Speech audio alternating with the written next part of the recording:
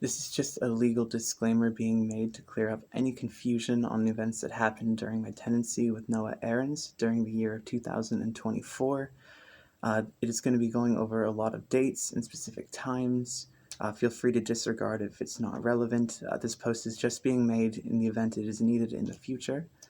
The statement is being read off to prevent any incorrect details and to make sure that the content isn't affected by my lacking clarity. So, my former roommate and I were living together on a one-year lease starting in September 1st of 2024. I'd lost my job on the 26th of May in 2024. At this point, I had explored the idea of ending our lease agreement. On October 1st, I was no longer able to cover rent and expenses and borrowed money under the expectation that I would find a stable career in the time that followed. I agreed, and for the following few months lived off of unemployment insurance.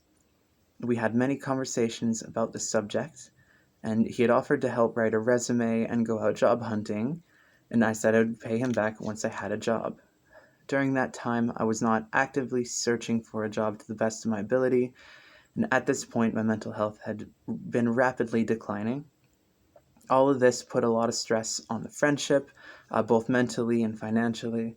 Uh, then, early October of 2024, we had a conversation, and I was told to make better decisions, which led to late October, where I had plans to go with some friends and travel over to Calgary, Alberta, from Lethbridge, Alberta, and to stay for a couple days. I'd bought a Halloween costume and tickets to a show at a local pub, and because I didn't have a car, I got a bus ticket for one way, and I'd arranged for a ride on the way back afterwards. I also agreed to help support the trip with the limited funds, under the assumption that I would be paid back for the tickets. When I left, I believed it was the last time I would ever see my friends again, and when I returned, the tension in the house had worsened. In November of 2024, despite this, I was unable to do more than break even.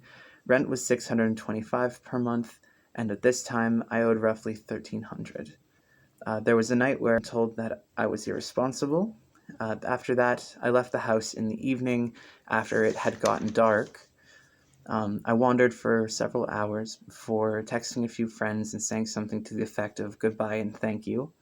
Once police were able to intervene, they found me standing on Whoopa Bridge uh, next to the highway over the river, and I was brought over to another friend's house so that they could ensure my safety and talk me through it.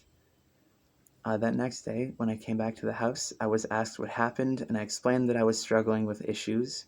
I apologized for giving up and seeing no way forward through it, and I agreed to try to find a way to live again. We discussed a different living situation at this point, as we had before, but much more seriously. After about a week had passed, I'd been told to get my life together several times.